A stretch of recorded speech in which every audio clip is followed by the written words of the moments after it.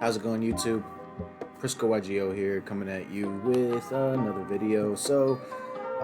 We passed 200 subscribers. We're actually sitting at 210 as of making this video, which is absolutely insane.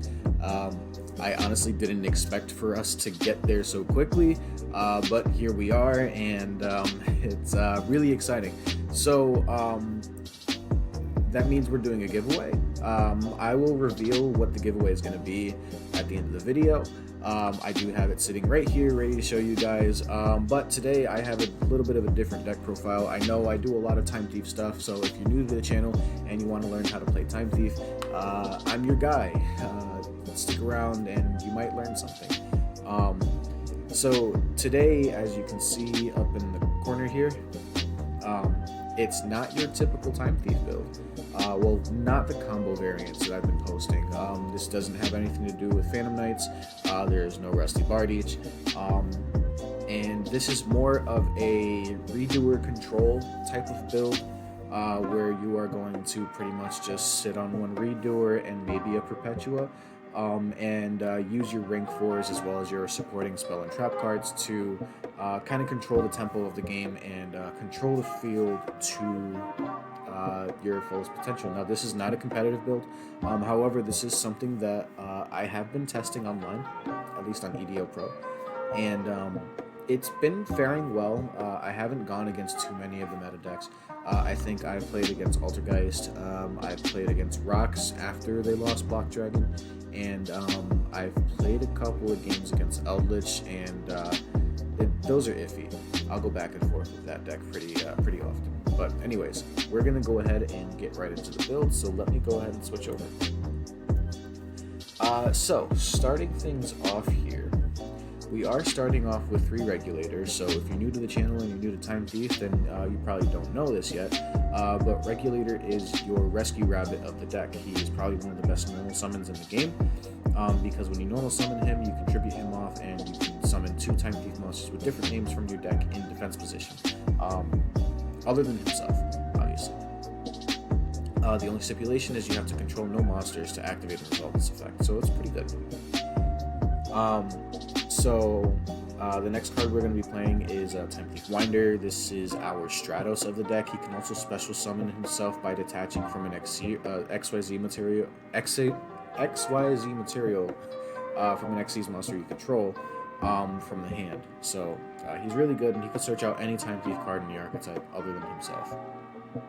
Next, we are playing 2 copies of Bezelship. In this build, I feel like 2 copies of Bezelship is fine. Normally, I would suggest just 1, but Bezelship is one of those recurring pieces. It's a DD Crow that's in archetype.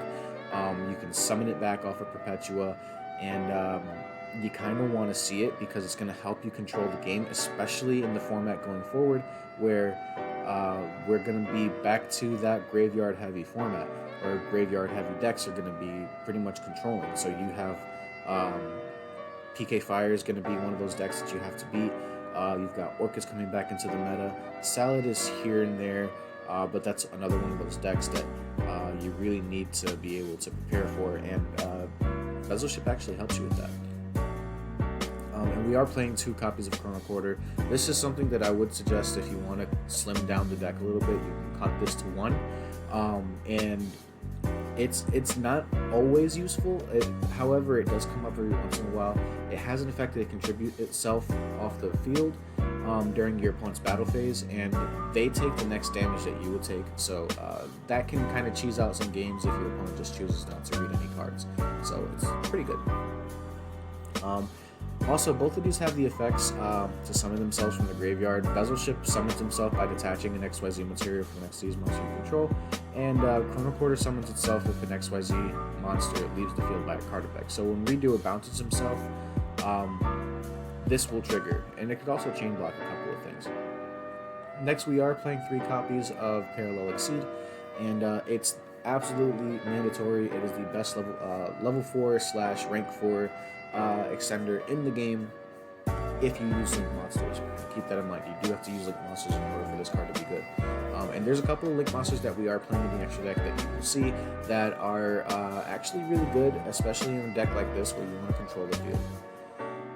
So yeah, he summons himself to a link zone when a link monster is summoned, and then he becomes level 4. He halves his attack and defense, and then he summons another copy of himself that also becomes level 4. So really good. Next, we are playing 2 copies of Summoner Monk. I decided to play 2 only because 3 is a little clunky, and you want to see this, but only when you don't open your regulator. And excuse me.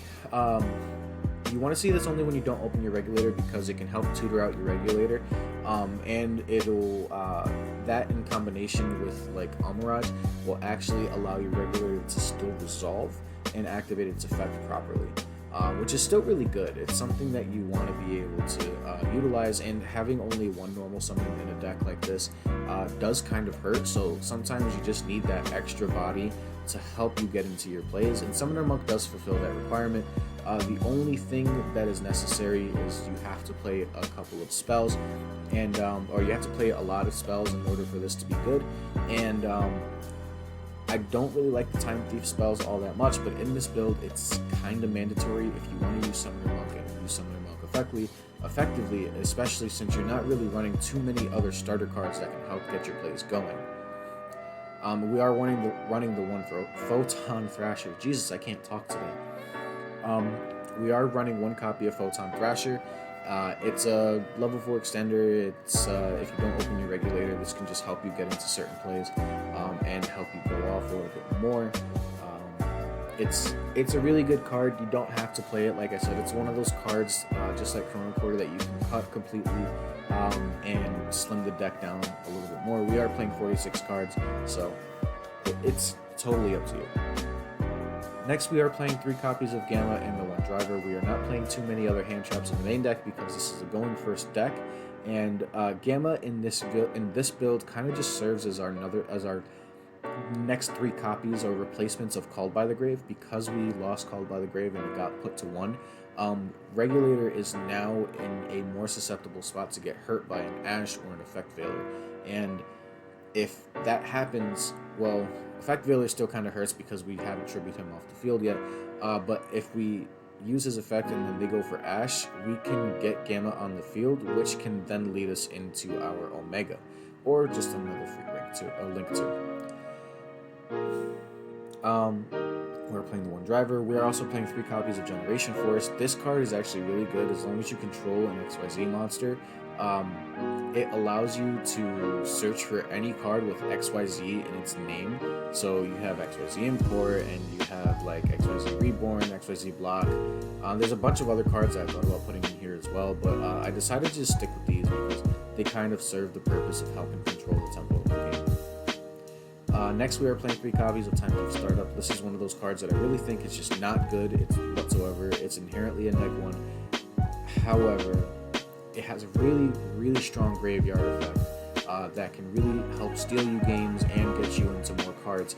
On top of that, if you don't open up that well, and let's say you open up Winder and like Bezel or Chrono Quarter, you can summon Winder, search for Startup, and then you still have access to your Redoer. So that's the only reason why I'm playing it. It's like a necessary evil of the deck, and as much as I don't like it, we kind of have to. And next, we are playing 3 copies of XYZ Import. This is one of those new cards out of the Dragons of Legend Complete series. It was one of the promos, and I think it's getting printed in Phantom Rage as well, but we got it as a secret rare, and if you didn't pick it up when it was $1, you kind of missed out, because it's like $7 now. And it was like $15 upon release, dropped down to like $1, $1.50, and I spent $6 on a playset, so it was really good. Really, really good. Anyways, it says you can target 1 XYZ monster you control, and 1 monster your opponent controls with an attack less than or equal to it, and attach that opponent's monster to your monster as material, and you can only activate 1 XYZ import per turn. So just imagine this scenario. You have your Redoer on the field, and you have this set in the back row.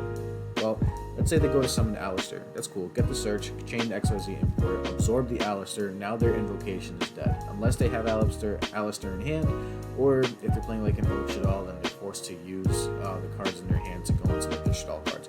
So, excuse me.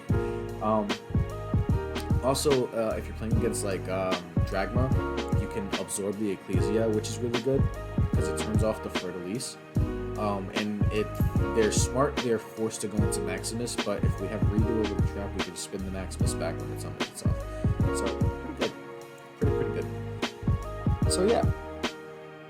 Next, we're playing one copy of Time Thief Hack. I only decided to play one. I was thinking about playing 2 or 3 in a pure variant of this deck, but one is perfectly fine because if we have access to everything else that we need, we could just search this out, and it just protects our board a little bit. Excuse me. So it says that during the turn that they're special summoned, XYZ monsters you control cannot be destroyed by your opponent's card effects. Also, your opponent cannot target them with card effects, and you can target. Oh, sorry, that was the first effect. The second effect says you can target one XYZ monster you control. It gains 300 attack for each material currently attached to it until the end of this turn. And if it does, and also has material that is owned by your opponent, it can attack directly that turn, even if this card leaves the field. You can only use this effect of hack once per turn. Keep in mind, it's not a hard activation cost, so you can summon it, and if it gets bounced for some whatever reason, you can just activate it right again. That was one of the things that we were using it for in the other builds. We would bounce it with Zephyros and then just put it back on the field to help protect our board for the rest of the turn.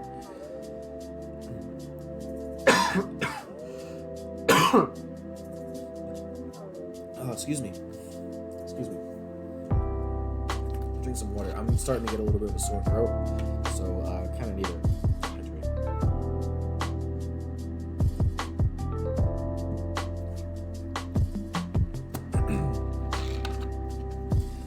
For the rest of the 1-up spells, we are playing 1 Double or Nothing, and Double or Nothing is a really good card if you're going for like OTKs, which this deck can actually facilitate because all you need is 2 level 4s for you to go into your Utopia Double and then go for the Double or Nothing cheese. So it's pretty good. We are playing the 1 Call by the Grave because it is necessary, and because we're playing Gamma, we're essentially playing 4 copies of Call by the Grave.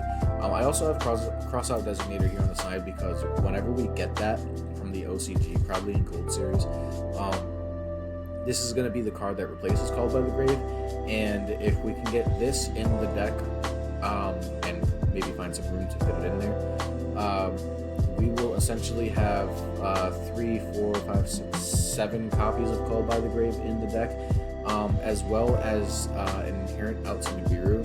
So we'd probably start main decking Nibirus and stuff like that. But that's for the future. We're focusing on right now. Going on into the traps, we have 3 copies of Solemn Strike. That's pretty standard, pretty self-explanatory. We're also playing 3 copies of Shade Brigandine because it is the best level 4 extender in the entire game. It also provides Redoor with a trap on turn 1 without having to go into Perpetua, which is, that's pretty good.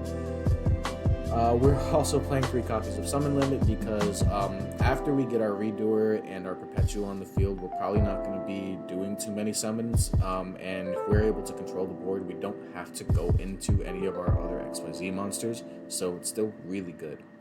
2 copies of Flyback, that's pretty standard. 1 XYZ Reborn, which this is a card that I'm teching in for personal preference.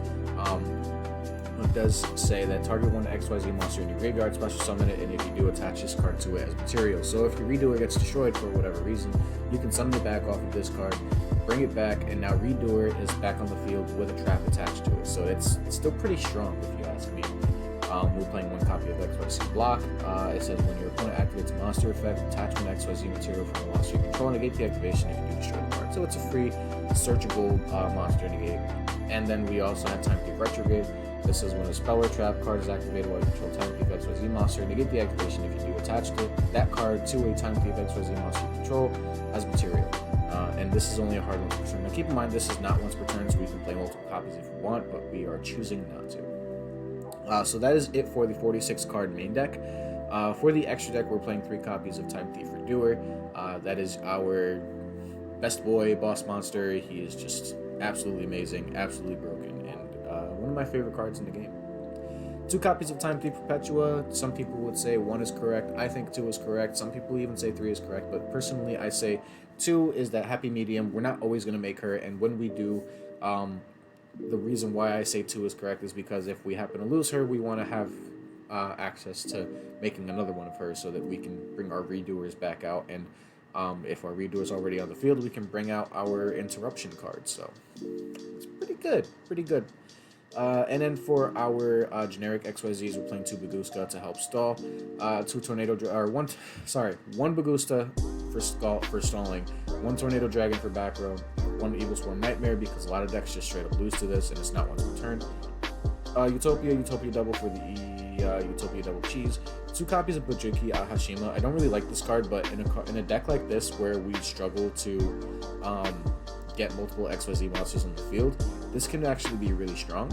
And it's actually really powerful against like back row decks, because this, if you, let's say you have like Regulator and Parallel Exceed, as well as 1 other level 4 in hand, well, if you go Regulator, right, summon out your Winder and your Bezel Ship, and let's say Chrono is in hand, right, we link off the Winder and the Bezel Ship into Bujinki Ahashima. This effect will activate that states cannot be used as link material.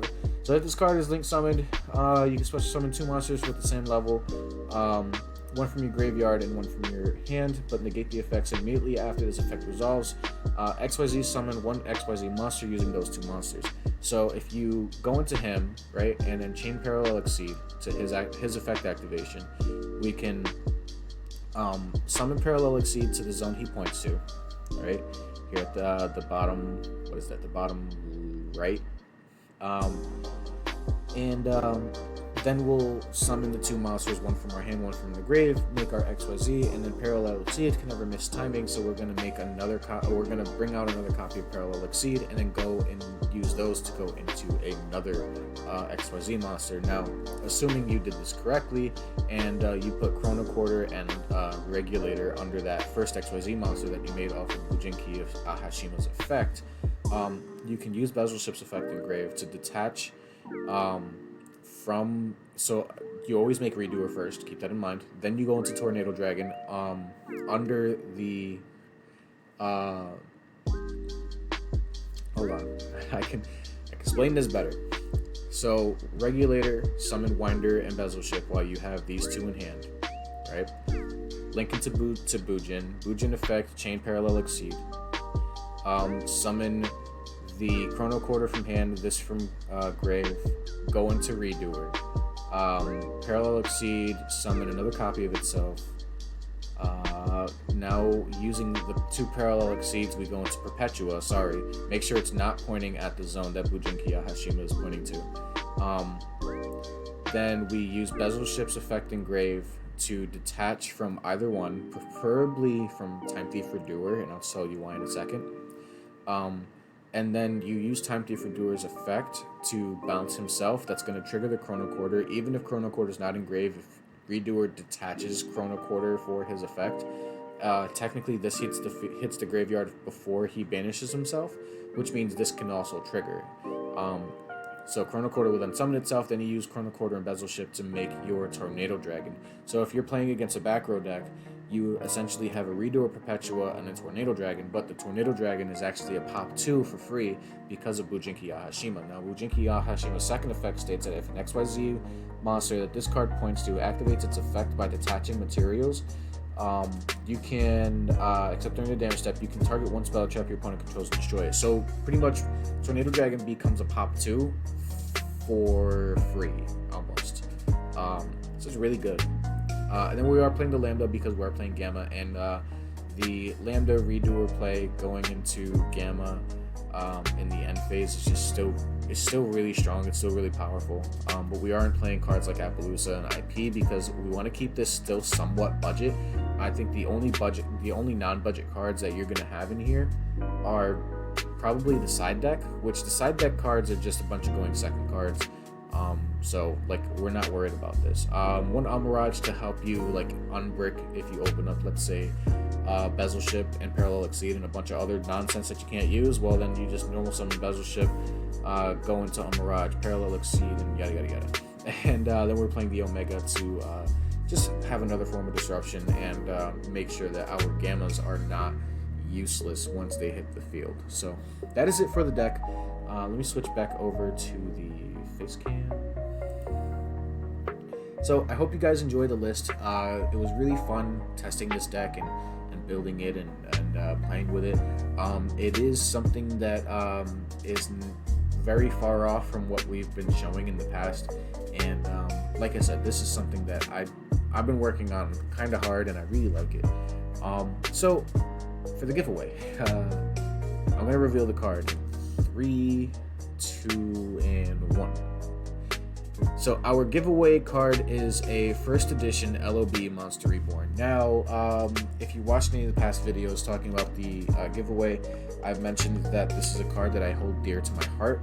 Now, if it was, TCG print, then it would be worth a whole lot of money, and I probably wouldn't give it away. But it is, unfortunately, Asia print, so it's not something that you can actually play here in the States or in the TCG at all.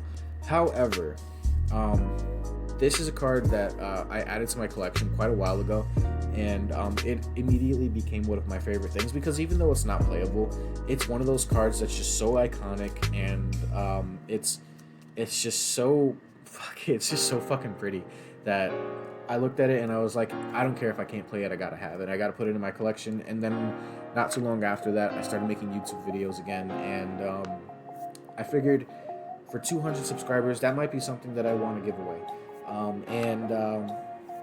So here's how you can enter to win. Like this video, give it a big old thumbs up, because that helps with the YouTube algorithm and all that good shit. Subscribe to the channel if you haven't already. Make sure that your settings are set to public so that I can see that you are subscribed. If I can't see that you're subscribed, I'm just going to assume that you are some random commenting on the video, unless you're one of the subscribers that's been around for a while and I recognize your name. At that point, you guys get a pass, because you've been around for a long time, and I like you guys.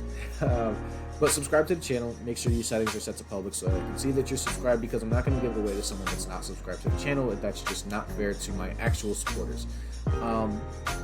Third, comment down below what you think of the deck profile. And tell me, what's your favorite thing about Yu-Gi-Oh?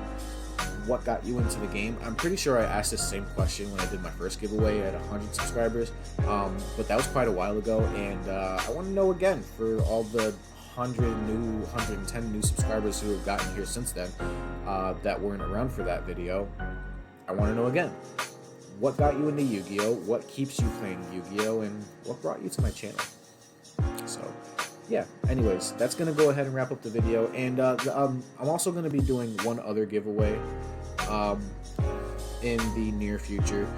This one isn't so much like a crazy giveaway. Like, I'm not going to be giving out any of my prized possessions like I am with the Monster Reborn.